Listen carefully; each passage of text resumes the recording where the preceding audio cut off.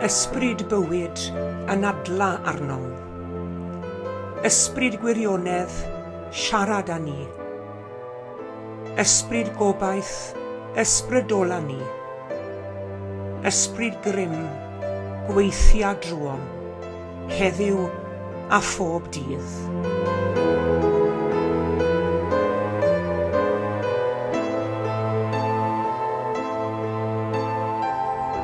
Bore da iawn i chi gyd a chroeso cynnes iawn i chi i roedfedd ddigidol y bore yma ar y sul arbennig hwn, y Sulgwyn, neu sul y Pentecost.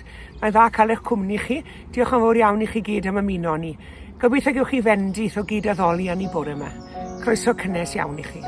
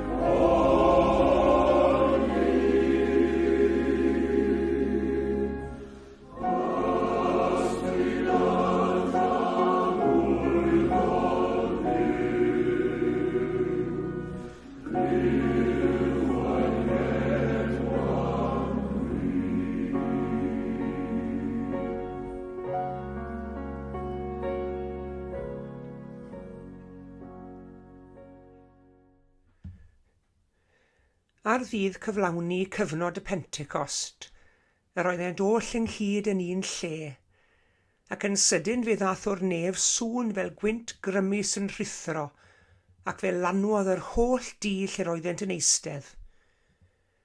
Ymddangosodd iddynt dafodau fel o dan, yn ymrannu ac yn eistedd un ar bob un ohonynt, a llanwyd o'i oll yr ysbryd glân, a dechrau asant lefaru a thefodau diethyr, fel yr oedd yr ysbryd yn rhoi llyferydd iddynt.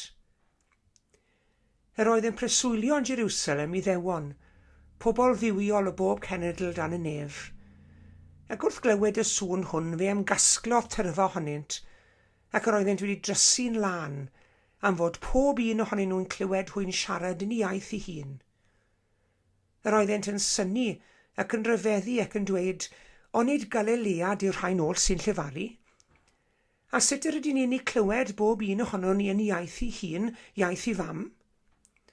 Parthiaid a Mediaid ac Elamitiaid, a thrigolion Mesopotamia, Judea a Cappadocia, Pontus ac Asia, Phrygia a Pamphylia, yr Aifft a pharthau Libia tua Cyrene, a'r ymwelwyr o Rufen, yn Iddewon a Phroselitied. Cretied ac Arabied, yr ydym yn ei clywed hwy'n llefaru yn ei ieithoedd ni am fawrion weithredoedd Duw. Yr oedd pawb yn synnu mewn pembleth, gan ddweud y naill wrth y llall, beth yw ystyr hyn? ond yr oedd eraill yn dweud yn wawdlyd, wedi meddwi y maint.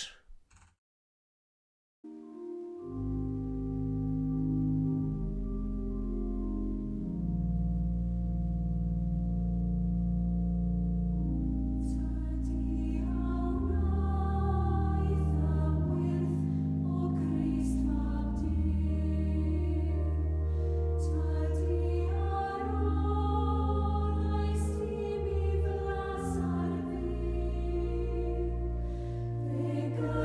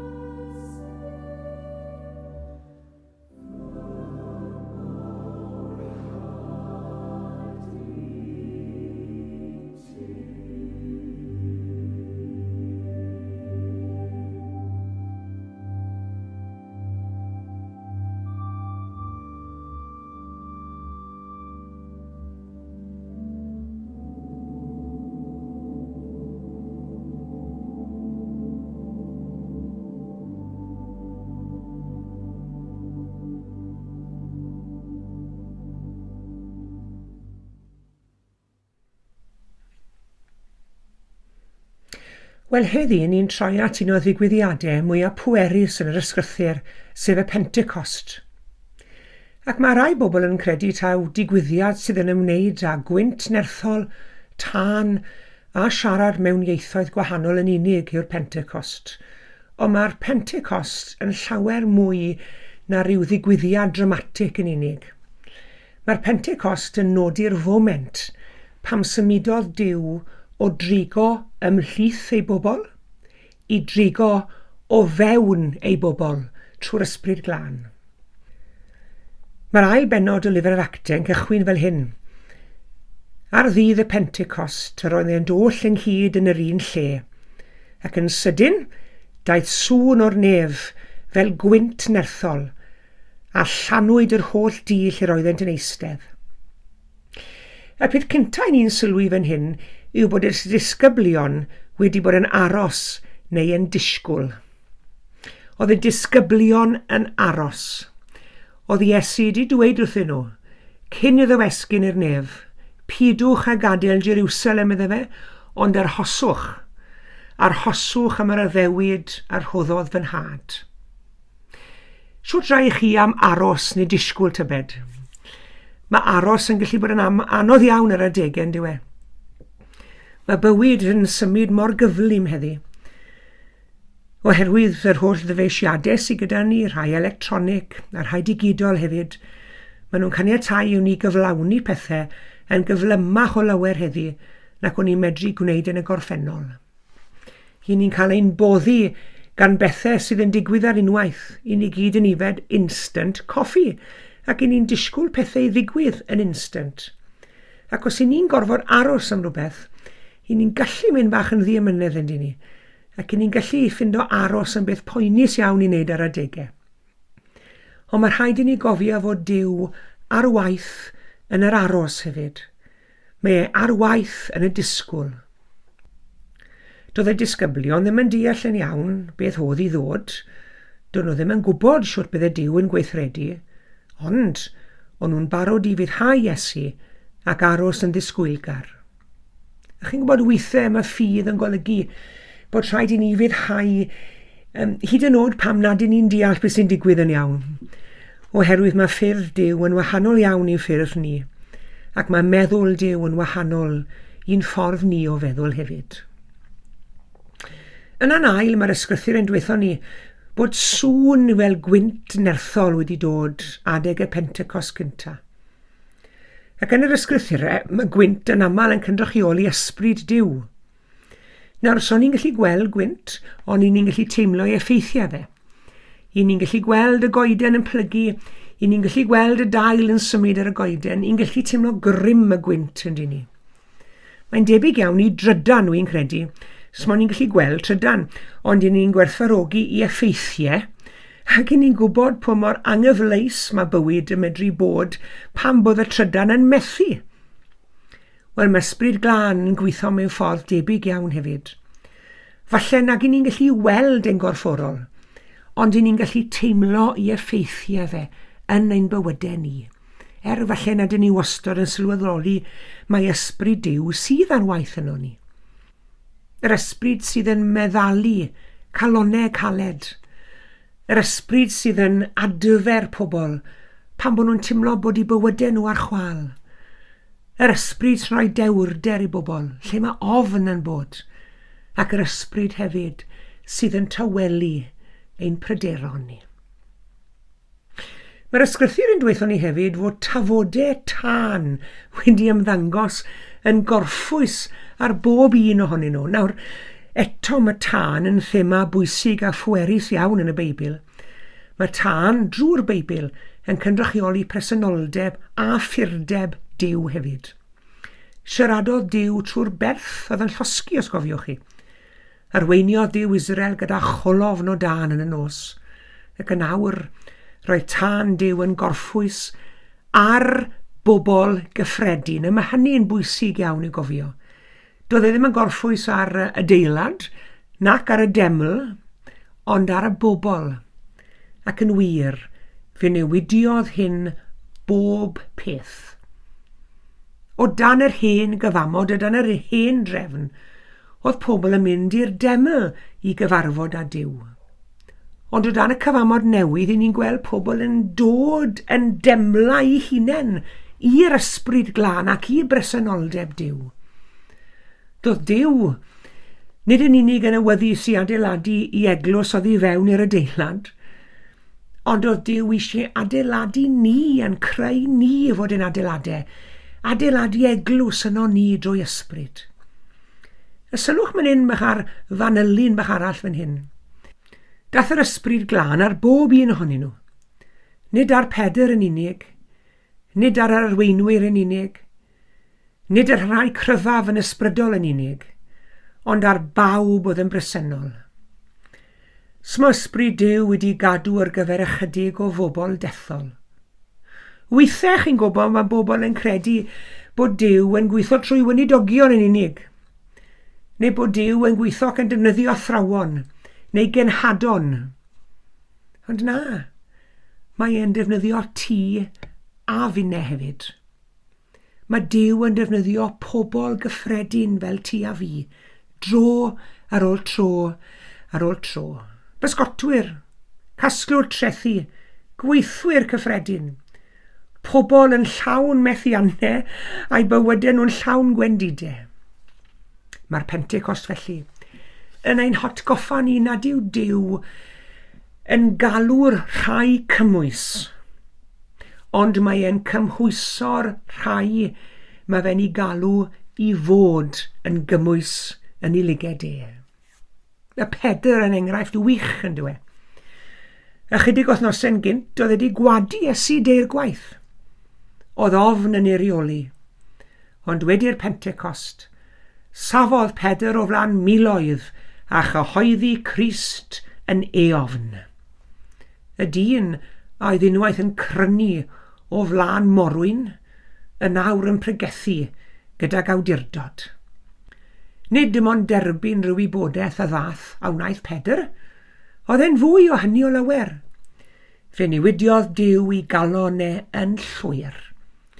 Mae'r Pentecost felly yn ein hatgoffa ni nad yw Duw yn ein galw ni i'w ddilyn e o bell. Mae e'n ein galw ni i gael ein llenwi a'i bresenoldeb. Gobeithio newn ni gofio hynny heddi. Nid yn ni cofio'r Pentecost gyntaf, ond byw yn y Pentecost bob dydd o heddi a thrwy gydol y flwyddyn.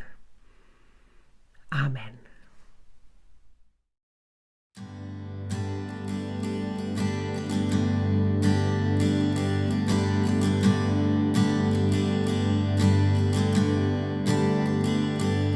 Dewn at ddiwedd ysbryd, gwahoddwn di i symud yn ein plith, yn ein plith.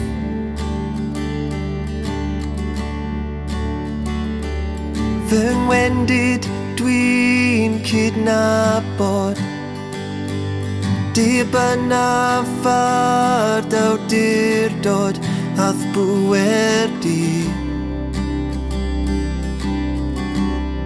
Dy bwer di.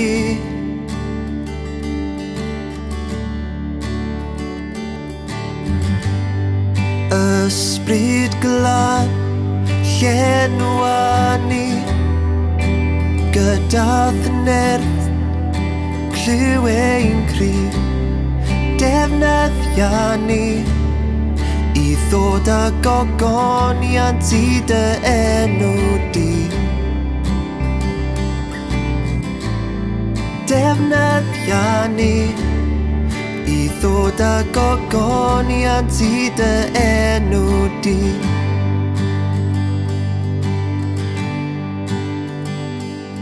O ysbryd llenw anghalon, mae mywyd ar yr allor i ddilyn di. I ddilyn di.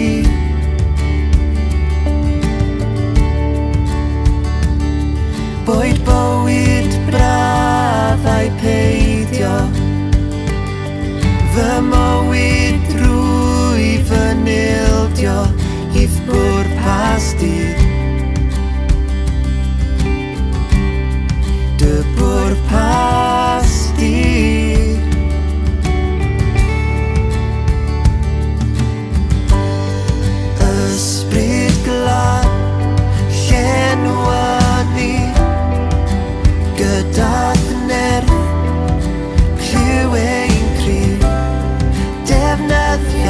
ni I ddod â gogoniant I dy enw di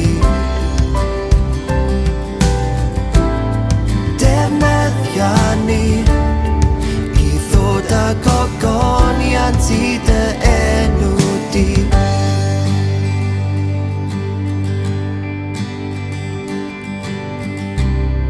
Llenwa ni o ysbryd glân Llenwa ni o ysbryd glân Llenwa ni o ysbryd glân Llenwa ni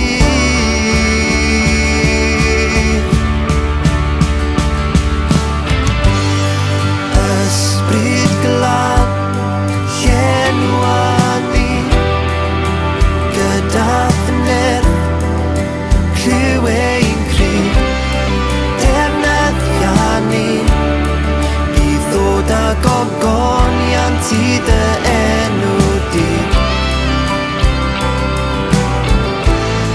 Defnyddia ni I ddod â gogoniant I dy enw di Ysbryd glân Llenwa ni gyda thnerth Clyw ein cryf Defnyddia ni I ddod â gogoniant I dy enw di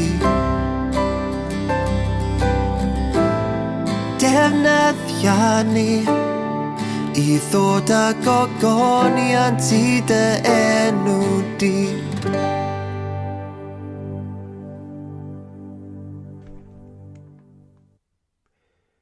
Gadewch yn i weddio gyda'n gilydd, cydweddiwn. Dduw grym a gogoniant, molwn denw sanctaidd. Lledaenodd tân dy Pentecost, nid drwy offeiriad na brenin, ond trwy fywydau cyffredin, pan roes ein byd ar dan drwy dy ddisgyblion.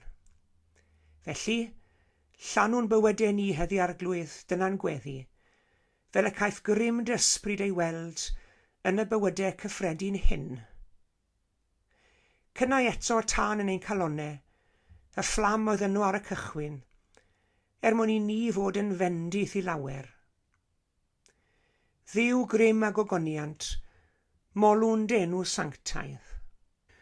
Os bydd ein fflam yn pylu, a'n ffydd yn oeri, adnewydda ni arglwydd, yn adla'r ysbarc sy'n dal yno, rhodan yng nghols ein cariad cyntaf, twyma ein calonnau a'n heneidiau I addoli.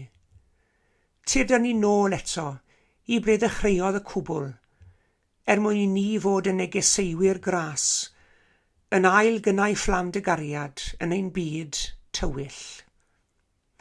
Arglwydd, cofiwn am yr rheini sydd mewn tywyllwch yn ein byd heddi.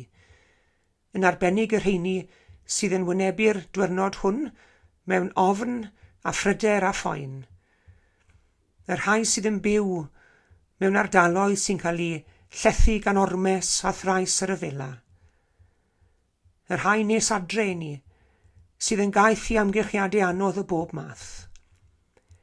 Ymwel a'u calonnau o dad nefol a thlan ysbryd, a dofa unrhyw ofnau sydd yn perthyn iddyn nhw. Bugeiliau meddyliau a'u calonnau, a defnyddia ni arglwydd I fod yn gyfryngau dy dangnefedd di I eraill. Clyw ein gweddi o dad nefol, yn enw Iesu Grist, a'n dysgodd ni wrth weddio I ddweud gyda'n gilydd. Ein tad yr hwnnwyt yn y nefoedd, sancteiddi'r dy enw, deled y deyrnas, gwnelau'r dy ewyllus, megis yn y nef, felly ar y ddeiar hefyd.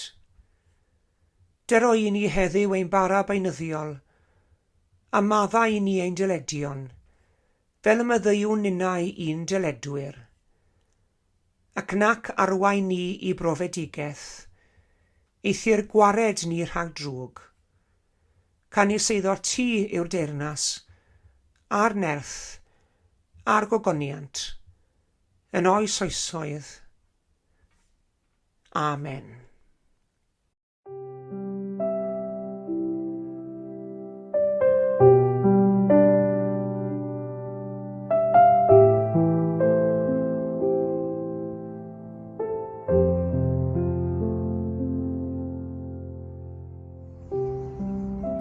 Diolch yn fawr iawn i chi gyd am eich cwmni yn yr oedfa heddi. Tan y Sul nesa, cadwch yn ddiogel ac yn iach. A gras ein harglwydd Iesu Grist a chariad Duw a chymdeithas yr ysbryd glân, a fyddo gyda ni oll.